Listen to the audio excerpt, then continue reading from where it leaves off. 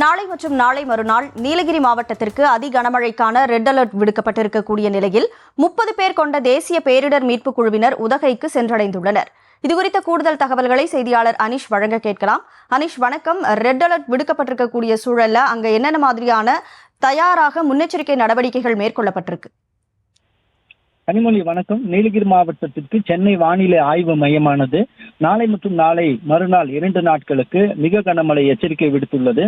இதன் காரணமாக மாவட்டத்தில் பல்வேறு பாதுகாப்பு பணிகள் தீவிரப்படுத்தப்பட்டுள்ளன. இதன் ஒரு பகுதியாக நீலகிரி மாவட்டத்திற்கு 30 பேர் கொண்ட தேசிய பேரிடர் மீட்புக் குழுவினர் உதகை வந்தடைந்துள்ளனர்.